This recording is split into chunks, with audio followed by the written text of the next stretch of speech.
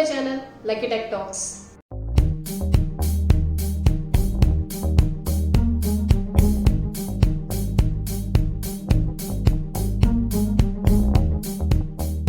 Hi అండి, ఎలా ఉన్నారు అందరూ? నేనైతే బాగున్నాను, మీరు కూడా బాగున్నారని అనుకుంటున్నాను.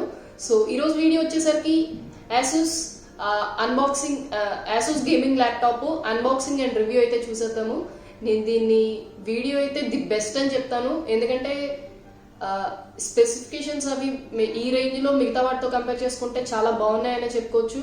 అండ్ ఈ వీడియోలో ప్రతి పాయింట్ మీకు అయితే ఎక్స్ప్లెయిన్ చేయడానికి నేను రెడీగా ఉన్నాను. వీడియో అయితే స్కిప్ చేయకుండా చూడండి, లేట్ చేయకుండా వీడియోలోకి అయితే వెళ్ళిపోతాం. సో ప్యాకింగ్ అయితే మనకి ఇలా ఇచ్చారు, ఫ్లిప్కార్ట్లో ఆర్డర్ చేశాను నేను. దీన్ని అయితే ఓపెన్ చేద్దాం ఒకసారి. ఓపెన్ చేశాక లోపల మనకి టఫ్ బిగ్ గేమింగ్ అని చెప్పి ల్యాప్టాప్ బాక్స్ అయితే పెట్టారు. అండ్ ఈ ఫ్రంట్ అయితే చూసుకుంటే ఇలా ఉంది, బ్యాక్ సైడ్ స్పెసిఫికేషన్స్తో మెన్షన్ చేశారు మనకి. అండ్ స్పెసిఫికేషన్స్ కూడా మీరు జూమ్ చేసి చూస్తే మీకు క్లియర్గా ఇక్కడ కనిపిస్తూ ఉన్నాయి. సో ఇదైతే ఇప్పుడు అన్బాక్సింగ్ చేద్దాము, లోపల బాక్స్లో ఏమేమి ఇచ్చారు అనేది మొత్తం చూద్దాము. అండ్ బాక్స్ ఓపెన్ చేసేసరికి ఫస్ట్ ల్యాప్టాప్ అయితే ఉంది. ల్యాప్టాప్ చాలా పెద్దగా అనిపిస్తుంది, యాక్చువల్లీ పెద్దదే, ఇది 17.3 ఇంచెస్ అంటే పెద్దదే కదా. అండ్ మనకి టఫ్ గేమింగ్ స్టిక్కర్స్ కూడా ఇచ్చారు. మీరు గేమ్ లవర్స్ అయితే ల్యాప్టాప్కి బ్యాక్ సైడ్ మీరు స్టిక్ చేసుకోవచ్చు. సో ఇవి పక్కన పెట్టేసి ఇంకా ఏమైతే ఇచ్చారో అవైతే చూద్దాము. సో ల్యాప్టాప్ కూడా లాస్ట్లో చూద్దాము, ఇది కూడా ఫస్ట్ పక్కన పెట్టేద్దాం మనం. బరువుగానే ఉంది ఇది చూడడానికి అండ్ పట్టుకోవడానికి కూడా. అండ్ యూజర్ మాన్యువల్ ఒకటి ఇచ్చారు, ఇది ఒకటి ఇచ్చారు, గైడ్ ఒకటి ఇచ్చారు. అండ్ బాక్స్లో వస్తే మనకి ఈ అడాప్టర్ బ్రిక్ అయితే ఒకటి ఉంది. ఇది 150 ఛార్జ్ ఇక్కడ మెన్షన్ చేశారు చూసారా, 150 వాట్స్ అనేది. సో 150 వాట్స్ కాబట్టి ఈ మాత్రం బరువు ఉంటుంది. అండ్ మెయిన్ ఛార్జింగ్ కూడా ఫాస్ట్గా ఎక్కుతుందనే చెప్పుకోవచ్చు. ఇక్కడ కేబుల్ ఇచ్చారు. ఈ కేబుల్ చూసుకున్నట్లయితే అన్ని ల్యాప్టాప్స్ లాగే ఉంది, ఇక్కడ టైప్ సి అనేది ఏం మెన్షన్ చేయలేదు. అన్ని మిగతా ల్యాప్టాప్స్ లాగే సేమ్ కేబుల్ అయితే ఇచ్చారు. బాక్స్లో అయితే ఇవి వచ్చాయి మనకి. అండ్ ఇప్పుడు నెక్స్ట్ ల్యాప్టాప్లోకి వెళ్ళిపోదాం, ల్యాప్టాప్ ఎలా ఉంది అనేది చూద్దాం ఇప్పుడు. సో ల్యాప్టాప్ అయితే ఓపెన్ చేసేస్తే వావ్ సూపర్ అయితే ఉంది. ఇది డిజైన్ అంతా బ్లూ కలర్ వచ్చింది మనకి, పైనంతా బ్రష్డ్ మెటల్ ఇచ్చారు, మ్యాటీ ఫినిష్ది మొత్తం చాలా బాగుంది చూడడానికి, లుక్ అయితే సూపర్ ఉంది. అండ్ బరువు కూడా చాలా ఉందనే చెప్పుకోవచ్చు, 2.4 kgs ఉంది.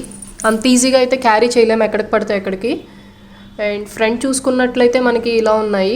అండ్ వెనకాల పక్కన USB పోర్ట్స్ ఉన్నాయి. ఈ ఛార్జింగ్ కేబుల్ కి ఒక పోర్ట్ ఇచ్చారు. నెక్స్ట్ నెట్ యూస్ చేయడానికి HDMI 2.0 పోర్ట్స్ అయితే 2 ఇచ్చారు. అండ్ ఇంకొకటి చూసుకున్నట్లయితే USB 3.2 generation 2 type C port. ఇది మనకి G-Sync సపోర్ట్తో కూడా వస్తుంది.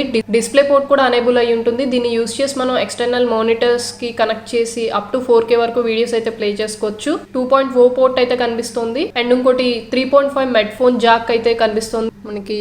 ఇటుపక్క చూసుకుంటే కింగ్స్టన్ జాక్ ఒకటిని, USB పోర్ట్ 2.0 ఒకటి ఇచ్చారు. అండ్ బ్యాక్ సైడ్ కూడా 2 ఎయిర్ వెంట్స్ ఇచ్చారు.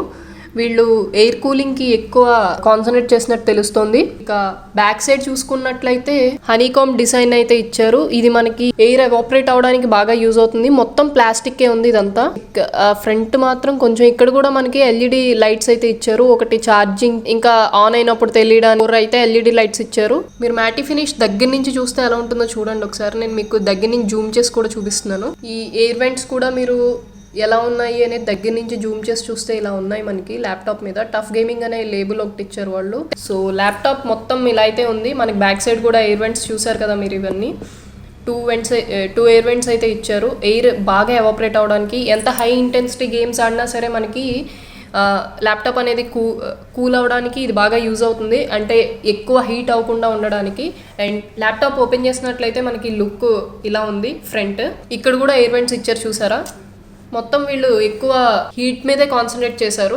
అండ్ కీబోర్డ్ వచ్చినట్లయితే RGB కీబోర్డ్ అయితే వస్తుంది. దీనివల్ల మనకి కలర్స్ ఇలా చేంజ్ అవుతూ ఉంటాయి. ఇది చూడడానికి చాలా బాగుంటుంది. ఎవరైతే ఇంట్రెస్ట్ ఉందో, ఏ కలర్ ఇంట్రెస్ట్ ఉందో వాళ్ళకి సెట్టింగ్స్లో చేంజ్ కూడా చేసుకోవచ్చు. ఇక మానిటర్ విషయానికి వస్తే ఇది చాలా స్మూత్ ఉందనే చెప్పచ్చు. 120 Hz కాబట్టి మనకి మూవ్ చేసేటప్పుడు చాలా ఫాస్ట్గానే ఉంటుంది. అండ్ కీబోర్డ్ లెటర్స్ కూడా మనకు కొంచెం ఫాస్ట్గానే ఉన్నాయి, అంత హార్డ్గా అయితే ఏం లేవు. కాకపోతే కొంచెం అలవాటు లేని వాళ్ళకి అలవాటు ఒక 1 డేలో అయితే అయిపోతుంది మ్యాక్స్, కీబోర్డ్ ఎక్కువ యూస్ చేసే వాళ్ళకి. కీబోర్డ్ కూడా బాగుందనే చెప్పుకోవచ్చు. అండ్ కలర్స్ మెయిన్ అడ్వాంటేజ్గా చెప్పుకోవచ్చు. ఇక దీని బిల్డ్ క్వాలిటీ చూసుకుంటే ఇది మొత్తం ప్లాస్టిక్తో అయితే చేశారు. ఇది మాత్రం బ్రష్డ్ మెటల్ అయితే యూస్ చేశారు. ఇక్కడ కీబోర్డ్ దగ్గర కూడా బ్రష్డ్ మెటల్ అయితే యూస్ చేశారు. మొత్తం ఇంకా మిగతా ల్యాప్టాప్ అంతా చూసినట్లయితే మొత్తం ప్లాస్టిక్ యూజ్ చేశారు. సో ఇదైతే కొంచెం యావరేజ్ అనే చెప్పుకోవచ్చు. కానీ ఇది వీళ్ళు దీని మీద మెయిన్ ఎక్కడ కాన్సన్ట్రేట్ చేశారంటే హీట్ ఎవాపరేట్ చేయడానికి ఎక్కువ కాన్సన్ట్రేట్ చేశారు. అదైతే ది బెస్ట్ అని చెప్పొచ్చు. ఎంత హై ఇంటెన్సిటీ గేమ్స్ ఆడినా సరే మనకి హీట్ అనేది రాకుండా కూల్ అవుతూనే ఉంటుంది. సో కూలింగ్ కి చూసుకుంటే మీరు చూసినట్లయితే ఆల్రెడీ మీకు చూపించాను, ఇక్కడ కూడా 2 ఎయిర్ విండ్స్ ఇచ్చారు అండ్ బ్యాక్ సైడ్ కూడా ఎయిర్ విండ్స్ ఇచ్చారు. కూలింగ్ పర్పస్ అయితే చాలా బాగుంటుంది, హీట్ అయితే పెద్ద రాకుండా ఉంటుంది. అండ్ దీంట్లో 3 మోడ్స్ కూడా ఉన్నాయి మనకి, turbo mode, silent mode and performance mode. Turbo mode లో పెట్టుకున్నట్లయితే కొంచెం ఫ్యాన్ స్పీడ్స్ అవి అనే సౌండ్స్ మనకి లైట్ గా వస్తూ ఉంటాయి. పెర్ఫార్మెన్స్ మోడ్ లో పెట్టుకున్నట్లయితే కొంచెం లైట్ గా వినిపిస్తాయి అనమాట, టర్బో కన్నా కొంచెం ఎక్కువ. అదే సైలెంట్ మోడ్ లో పెట్టుకున్నట్టయితే పీస్ఫుల్ గా ఉంటుంది, మీకు లోపల ఏం జరిగినా సరే ఫ్యాన్ సౌండ్స్ కానీ ఏవి రావు. ఈ మోడ్స్ అయితే మనకి దీంట్లో ఇచ్చారు.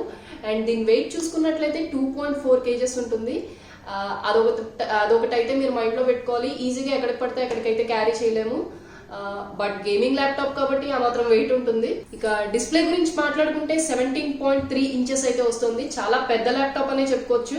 మనకి ఇది మూవీస్ చూసే వాళ్ళకి చాలా బాగుంటుంది, గేమ్స్ ఆడే వాళ్ళకి కూడా చాలా బాగుంటుంది. ఎవరైతే ఎడిటింగ్ పర్పస్ కోసం తీసుకుంటున్నారో వాళ్ళకి కూడా చాలా బాగుంటుంది. ఎందుకంటే ఎడిటింగ్ లో ఇమేజ్ యాక్యురసీ అనేది కొంచెం క్లియర్ గా కనిపించడానికి ఇలాంటి పెద్ద ల్యాప్టాప్స్ అయితే బాగుంటుంది అని నేను చెప్తాను. 17.3 అనేది హ్యూజ్ అనే చెప్పుకోవచ్చు. డిస్ప్లే అయితే చాలా బాగుంది and full HD IPS panel తో యాంటీ గ్లేర్ డిస్ప్లే అయితే మనకు వస్తుంది దీంట్లో. అండ్ ఇది 120 Hz రిఫ్రెష్ రేట్ అయితే వస్తుంది. ఇది గేమ్స్ లో ఆడే వాళ్ళకి చాలా బాగా అయితే యూజ్ అవుతుందని చెప్పొచ్చు. గేమ్స్ లో ఎక్కడ ల్యాగ్ లేకుండా ఈ 120 Hz అనేది చాలా యూస్ఫుల్ గా ఉంటుంది. అండ్ గేమ్స్ అనే కాదు, మామూలుగా ల్యాప్టాప్ యూజ్ చేసే వాళ్ళకి ఏదైనా ఎడిటింగ్ పర్పస్ ఆర్ మామూలుగా పర్సనల్ యూజ్ అయినా సరే చాలా ఫాస్ట్ ఉంటుందనే చెప్పుకోవచ్చు. ఇది ఒక మేజర్ అడ్వాంటేజ్ దీంట్లో. ఇక పర్ఫార్మెన్స్ చూసుకుంటే పర్ఫార్మెన్స్ ది బెస్ట్ అని చెప్పొచ్చు. ఎందుకంటే Ryzen 4600H ప్రాసెసర్ అయితే వస్తుంది మనకి. ఇంటెల్ కన్నా Ryzen ప్రాసెసర్స్ అయితే బాగుంటాయి. అండ్ ఇదే కాస్ట్ లో మనకి Ryzen లో 5th జనరేషన్ 5600U కూడా వస్తున్నాయి. కానీ దానికన్నా 4600 ఎందుకు తీసుకున్నాను అంటే మనకి యూతో కంపేర్ చేసుకుంటే Ryzens లో ఎప్పుడు హెచ్ అనేది పర్ఫార్మెన్స్ ఎక్కువ బాగుంటాయి, హై స్పీడ్ ఉంటుంది, హై క్వాలిటీ అని కూడా చెప్పుకోవచ్చు. సో హెచ్ అయితే ప్రిఫర్ చేశాను నేను. ఎప్పుడు Ryzens లో యూ కన్నా హెచ్ అయితే బాగుంటాయి. అండ్ దీంట్లో క్లాక్ స్పీడ్ చూసుకున్నా సరే Ryzen హెచ్ లో 3 GHz to 4 GHz వరకు ఉంటుంది క్లాక్ స్పీడ్. అది కూడా చాలా బెస్ట్ అని చెప్పుకోవచ్చు. దాని వల్ల మనకి ర్యామ్ స్పీడ్ అనేది చాలా బాగుంటుంది. అదే 5600U లో చూసుకుంటే మనకి మినిమం 2.6 GHz మాత్రమే ఉంటుంది. సో దానివల్ల అంత ఫాస్ట్ ఉండదు దీంతో కంపేర్ చేసుకుంటే. సో ఇదైతే మనకి దీంట్లో ది బెస్ట్ అనే చెప్పుకోవచ్చు. 4600H లో Ryzen ప్రాసెసర్ అనేది చాలా బాగుంటుంది. ఇది కూడా ఒక పెద్ద అడ్వాంటేజ్ అనే చెప్పుకోవాలి ఈ ల్యాప్టాప్ లో. అండ్ దీంట్లో మనకి 1 TB hard disk and 256 GB SSD ఇస్తున్నారు. 2 డ్రైవ్స్ అయితే ఉంటాయి. 1 డ్రైవ్ సి డ్రైవ్ వచ్చేసరికి 256 GB హార్డ్ SSD ఉంటుంది అండ్ డి డ్రైవ్ వచ్చేసరికి 1 TB HDD ఉంటుంది.